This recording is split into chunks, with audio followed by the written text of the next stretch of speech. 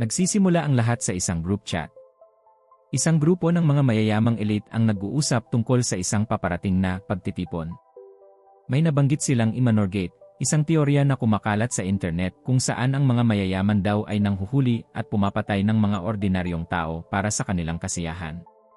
Bagamat tila biro lang ito sa usapan, dito pa lang ay mararamdaman mo na ang tensyon. Sa loob ng isang pribadong jet, nakikita natin ang mga lula nito na nag-inuman at nagtatawanan. Biglang may isang lalaking sumusuray-suray na lumabas mula sa likuran ng eroplano. Siya ay duguan at mukhang disoriented. Imbes na tulungan, ang mga elite sa loob ay tila nairita pa. Isang lalaki ang tumayo at walang awang pinatay ang biktima gamit ang isang matulis na bagay sa mata. Dito pa lang malinaw na hindi ito normal na biyahe. Nagising ang isang babaeng nagngangalang Emma sa gitna ng isang masukal na kagubatan. Mayroon siyang busal o gag sa kanyang bibig na nakakandado. Hindi siya nag-iisa. Unti-unting naglalabasan ang iba pang mga tao, mga 11 individual na lahat ay may busal din sa bibig. Lahat sila ay naguguluhan, natatakot, at walang malay kung paano sila napunta doon. Sa gitna ng isang malawak na damuhan, nakakita sila ng isang malaking kahon. Maingat nila itong binuksan. Sa loob, nakakita sila ng isang biik, pig, na nakasuot ng damit at tumpok-tumpok na mga armas, baril, pana, kutsilyo at granada. Ngunit bago pa sila makapili ng sandata, nagsimula na ang ulan ng bala. Isang sniper mula sa malayo ang nagsimulang mamaril.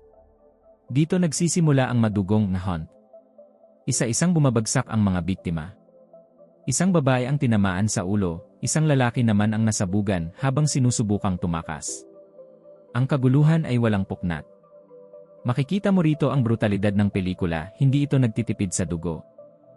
3 sa mga biktima, sina Richard, Statler, at Justin ang nakataka sa unang bugso ng pamamaril. Nakakita sila ng isang bakod na may kuryente. Paglampas nila rito, nakakita sila ng isang maliit na gas station at grocery store na tinatawag na Ma and Pops. Sa loob, may matandang mag-asawa, sina Ma at Pop. Mukha silang mababait at inosente. Binigyan nila ng pagkain at tubig ang mga biktima.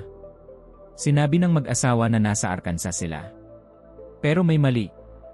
Nang magtanong si Miranda, isa pang biktima, tungkol sa sigarilyo, napansin niya ang presyo nito, napakataas para sa isang probinsya. Dito lumabas ang katotohanan, ang matandang mag-asawa ay bahagi ng mga hunters. Agad nilang pinatay ang mga biktima gamit ang lason sa pagkain at baril.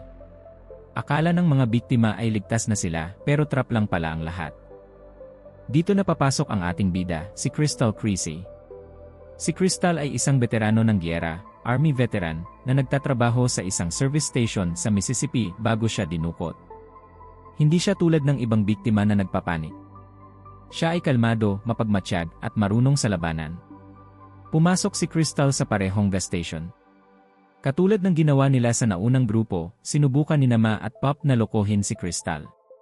Pero si Crystal ay mas matalino. Napansin niya ang mga maliliit na detalye na hindi tugma. Nang subukan siyang atakihin ng mag-asawa, mabilis na kumilos si Crystal. Pinatay niya ang matandang lalaki at babae ng walang kurap. Kinuha niya ang kanilang radyo at doon niya narinig ang boses ng ibang hunters. Nalaman niya na tinatawag siyang Snowball ng mga ito. Sa kanyang paglalakbay, nakatagpo ni Crystal ang isa pang biktima na si Gary. Magkasama silang sumakay sa isang tren na puno ng mga refugee. Inakala ni Gary na ang mga refugee na ito ay bahagi rin ng laro, pero iginiit ni Crystal na mga totoong tao sila na tumataka sa gulo. Biglang hinarang ng mga sundalo ang tren. Dinala sila sa isang kampo ng mga refugee. Doon, may isang lalaking nagngangalang Oliver na nagpanggap na biktima rin. Pero dahil sa talas ng pakiramdam ni Crystal, naramdaman niyang espiya ito. Nang kumpirmahin ni Crystal ang kanyang hinala, itinulak niya si Gary palayo at hinarap ang sitwasyon. Nang huli, napatunayan na si Oliver ay isang hunter na ipinadala para linlangin sila. Dito rin nalaman ni Crystal na hindi siya nasa Arkansas. Nasa bansang Croatia pala sila. Ang buong Imanorgate ay nangyayari sa Europa, malayo sa Estados Unidos. Dahil sa galit at kagustuhang mabuhay, nagpasya si Crystal na baligtarin ang laro. Imbes na siya ang hunt scene, siya na ang magiging hunter. Pinatay niya ang bawat hunter na humaharang sa kanyang landas. Ginamit niya ang kanyang military training para isa-isang ubusin ang mga elite. Sa huli, nakarating siya sa isang malaking mansyon.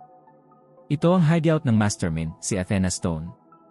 Si Athena ay isang dating CEO na nawala ng trabaho dahil sa isang kumalat na screenshot ng kanyang group chat tungkol sa Manorgate. Ang totoo, noong una ay biro lang ang lahat. Pero dahil sinira ng mga internet trolls, ang mga biktima, ang buhay at career ng mga elite, nagpa siya sina Athena na gawing totoo ang Manorgate. Pinili nila ang mga taong pinakamaingay sa social media na naninira sa kanila at dinala sila sa Croatia para patayin. Nang magkaharap sina Crystal at Athena sa loob ng kusina ng mansyon, nagkaroon ng isang mahabang usapan. Akala ni Athena, si Crystal ang taong tinatarget niya, isang babaeng nagngangalang Crystal na nag-post ng masasama tungkol sa kanya. Pero iginiit ni Crystal na wrong Crystal ang kinuha nila. Na siya ay isang simpleng manggagawa lang na may kaparehong pangalan. Hindi naniwala si Athena. Nagsimula ang isang epic at brutal na labanan sa loob ng kusina. Walang baril, puro kutsilyo, kagamitan sa kusina at suntukan. Ito ang isa sa pinakamahabang fight scenes sa pelikula. Pareho silang sugatan, parehong pagod pero walang gustong sumuko. Sa huling sandali, nasaksak ni Crystal si Athena gamit ang isang matulis na bagay. Bago mamatay si Athena, tinanong niya uli si Crystal kung siya ba talaga ang tamang Crystal. Umiti lang si Crystal at nanatiling misteryoso. Matapos mapatay si Athena, ginamot ni Crystal ang kanyang sariling mga sugat. Isinuot niya ang isa sa mga mamahaling gown ni Athena, kinuha ang kanyang mga gamit at kumain ng mamahaling caviar. Lumabas siya ng mansyon at sumakay sa private jet ni Athena. Nang tanungin siya ng flight attendant kung gusto niya ng champagne, sumagot si Crystal ng may kumpiyansa. Ang dating biktima na itinapon sa kabubatan ay siya na ngayong nakasakay sa luxury jet, pauwi sa Amerika, bitbit ang tagumpay laban sa mga taong akala ay mas mataas sa kanya. At diyan nagtatapos ang ating kwento para sa araw na ito. Sana ay nagustuhan nyo ang ating recap.